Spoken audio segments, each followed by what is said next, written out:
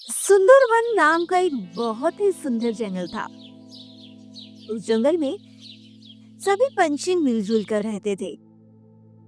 उसी जंगल में मोहिनी मोरनी अपने परिवार के साथ में रहती थी।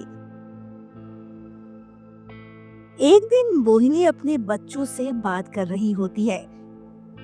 मेरी प्यारे बच्चों, तुम डरो मत। तुम्हारे पापा तुम्हारी नानी को लाने के लिए दूसरे जंगल गए हैं। जब नानी और पापा वापस आएंगे ना, तब हम सब मिलकर तुम्हारे अंडों से बाहर आने के बाद तुम्हारा अच्छे से ख्याल रखेंगे।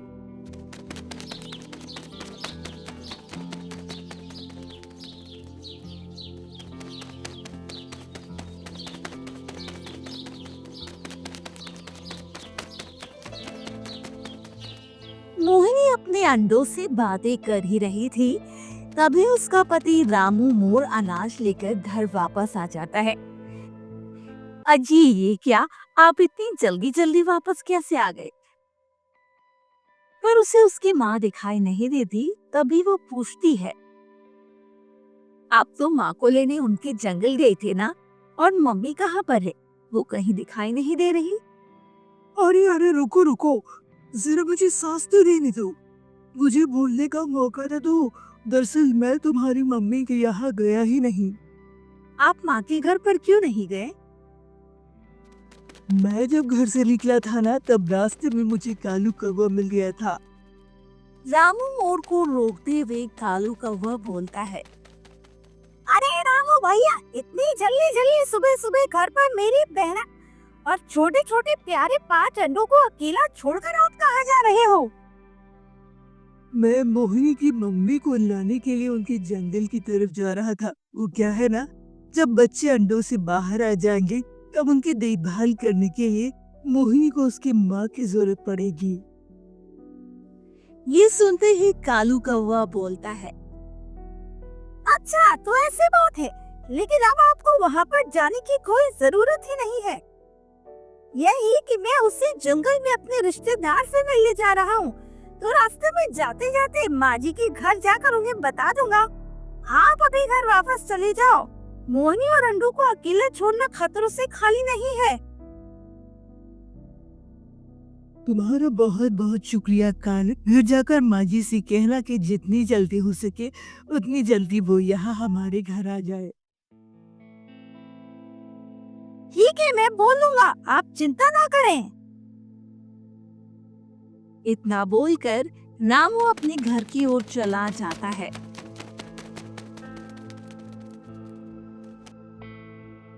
अच्छा तो ऐसी बात थी। कालू भैया ने सही बोला, हमारे जंगल में शिकारी पंछी का बड़ा आतंक है। हमें अंडों को अकेला नहीं छोड़ना चाहिए।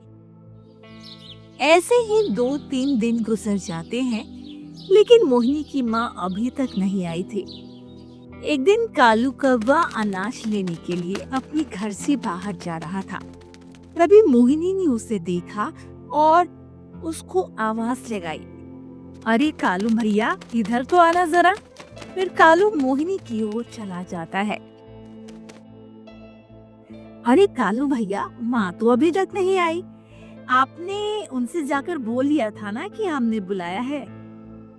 हाँ बहन, उस दिन मैं जब उस जंगल में गया था, तब सबसे पहले मैं माँ जी के यहाँ गया था और मैंने उन्हें सब कुछ बता दिया।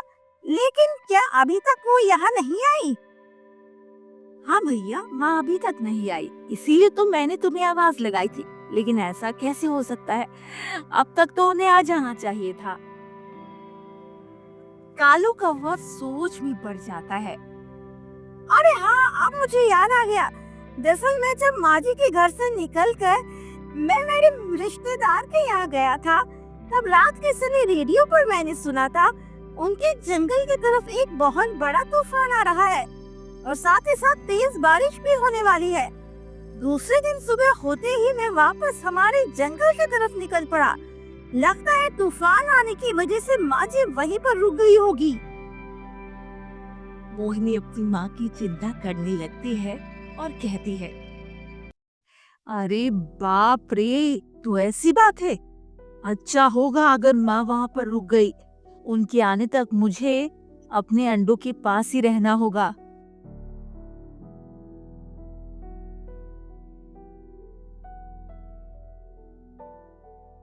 वहीं जंगल में दूसरी तरफ नानू चिड़िया के बच्चे अपनी माँ से बोलते हैं। जब मोहिनी आंटी के घर पर अंडों से बच्चे बाहर आएंगे तब हम उनके साथ खूब खेलेंगे, उन्हें जंगल के सारे खतरों के बारे में भी बताएंगे। हाँ मेरी बच्चों, लेकिन अभी के लिए तुम ये अनाज खा लो, मुझे किचन में बहुत सारा काम है, ठीक है? बच्चे अनाज खाने लगते हैं। तभी कालू कौवा तेज उड़ते हुए वहां पर आ जाता है। अरे कालू भैया, क्या हुआ? आप ऐसे तेज उड़ते हुए कहाँ से आ रहे हो? क्या कोई मुसीबत आने वाली है? अरे हाँ रानू चिड़िया, मैं अभी दूसरे जंगल से होकर आया हूँ। वहाँ पर तूफान के साथ साथ बहुत तेज बारिश हो रही है। वो तूफान और बारिश तेजी से हमारे जंगल की तरफ बढ़ रहे हैं। मैं एक एक करके जितना हो सके उतने पंछियों को ये बता रहा हूँ। मैंने राजा जी को भी ये बात बता दी। वो सूचना पंछियों से कहकर ये बात सब तरफ बताने वाले हैं। तुम्हारा घोंसला बारिश के लिए मजबूत तो है ना? हाँ कालू भैया, घोंसला तो मजबूत है, लेकिन छत की थोड़ी मरम्मत करनी होगी। ठीक है रानू चिड़िया, जल्दी करो, अब मैं चलता हूँ। मुझे बारिश आने से पहले मेरे घर जाना होगा। कालू कौवा वहां से चला जाता है। थोड़ी देर में कालू अपने घर आ जाता है। वहां पर गौरी कोयल अपने दोनों बच्चों को खाना खिला रही थी। गौरी कोयल, हमारे जंगल की तरफ बहुत बड़ा तूफान आ रहा है। उसके साथ साथ बारिश भी होने वाली है। हमें उसके लिए तैयारी करनी होगी। गौरी, क्या घर में 2-4 दिनों तक का अनाज है ना? नहीं कालू जी, उतना अनाज तो नहीं है। अरे बाप रे बाप, तो फिर चलो जल्दी से अनाज लेने चलते हैं। बारिश आने से पहले बाहर जाकर ढेर सारा अनाज लेकर आते हैं। कालू और गौरी अपने दोनों बच्चों को घर में छोड़कर अनाज लेने चले जाते हैं। वहीं जंगल में दूसरी तरफ वाह वाह वाह मेरा मौसी, आपके हाथों में तो जादू है। जादू, आपने क्या पकोड़े बनाए हैं? हाँ, मुझे चने के झाड़ पर चढ़ाना बस कर और फटाफट ये सारे पकौड़े अपने मुंह में ठूस ले। हमें छत की थोड़ी मरम्मत करनी है। तूने सुना नहीं? अभी सूचना पंछी क्या बता रहे थे? अभी थोड़ी ही देर में बारिश होने वाली है। वो दोनों बात कर ही रही थी कि तभी गौरी और कालू अनाज लेकर वहाँ पर आ जाते हैं। मीनू मौसी, क्या आपने अपना घोंसला बारिश के लिए मजबूत किया था या नहीं? और अनाज का क्या, वो भी तो जमा कर लीजिए। अरे तू मेरी चिंता छोड़, बारिश आने वाली है, तू जल्दी से अपने घर चला जा, वहाँ तेरी बच्ची अकेली होंगे ना। वहीं जब वो अपने घर को वापस आते हैं तो बच्चों को घोंसले में नहीं देखते हैं। अपने बच्चे तो घोंसले में दिखाई ही नहीं दे रहे। कहीं बाहर खेलने चले गए होंगे। चलो हम बच्चों को ढूंढते हैं। वो दोनों निकल पड़ते हैं। उनके निकलते ही तेज बारिश शुरू हो जाती है। इधर मोहिनी की माँ बारिश में भीगते हुए जंगल में आ जाती है। हे ऊपर वाले, इस तेज बारिश में मुझे मोहिनी का घर दिखाई नहीं दे रहा। अरे उसका घर कहाँ है, ये पता नहीं चल रहा।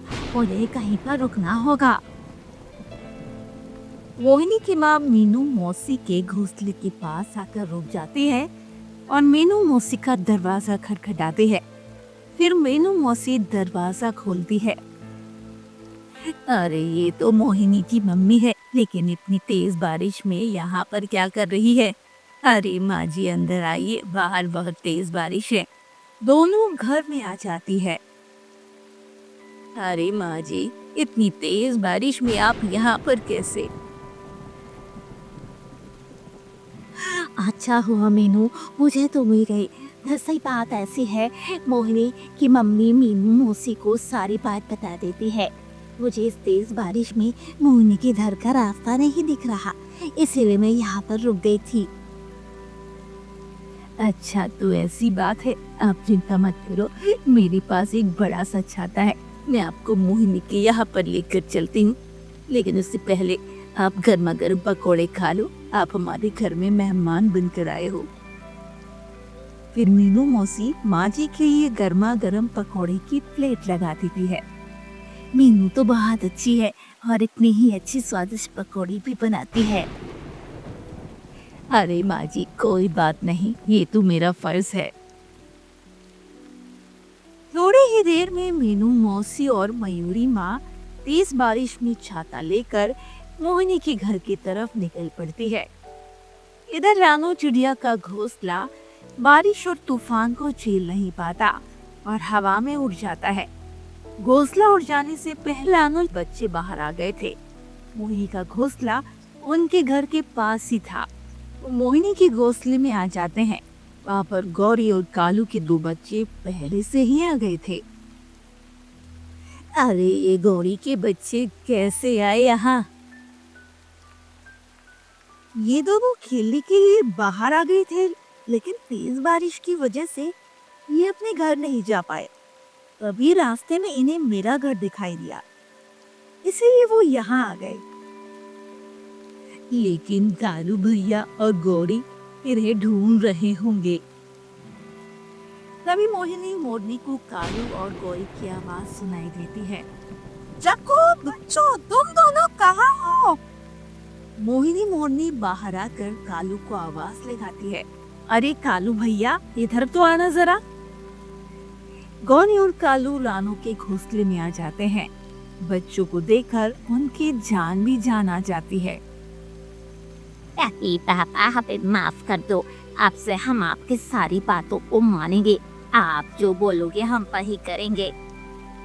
थोड़ी ही देर में मीनू मौसी और मयूरी माँ वहाँ पर आ जाते हैं।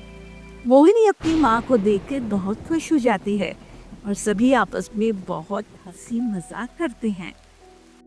सीख, इस कहानी से हमें यही सीख मिलती है, हमारे ऊपर छोटी या बड़ी कोई भी मुसीबत आ जाए तो हमें एकजुट होकर उस मुसीबत का सामना करना चाहिए, क्योंकि एकता में ही बल होती है।